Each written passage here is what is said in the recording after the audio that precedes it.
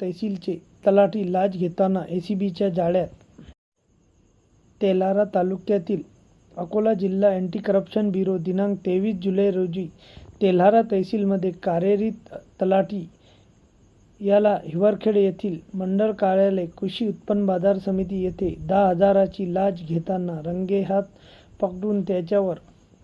विविध गुन्हे दाखल केले. दिलेल्या माहितीनुसार हिवरखेड येथील तलाठी विनोद आडे व त्याच्या सोबती प्रमोद इंगळे यांनी मौजे हिवरखेड येथील ऑनलाईन प्लॉटची नोंद करण्यासाठी 15,000 रुपयांची मागणी केली असता संबंधितांना त्यांनी 3 जुलै रोजी अँटी करप्शन ब्युरो अकोला यांच्याशी संपर्क साधून सविस्तर माहिती दिली, परंतु तक्रारदाराने तलाठी यांच्याशी तडजोड करून 10,000 रुपये देण्याचे मान्य करीत दिनांक 23 जुलै रोजी आडे यांच्या खाजगी ऑपरेटर प्रमोद इंगळे यांच्याकडे 10,000 रुपये दिले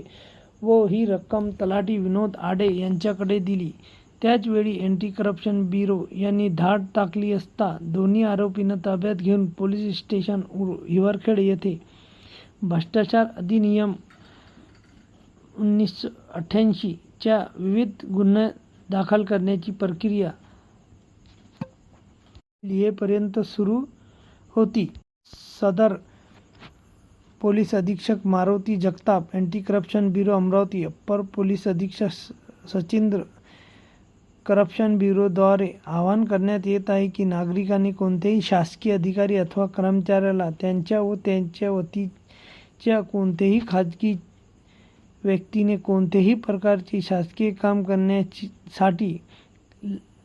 लाच मागितल्यास अँटी करप्शन ब्युरो यांच्याशी संपर्क साधावा.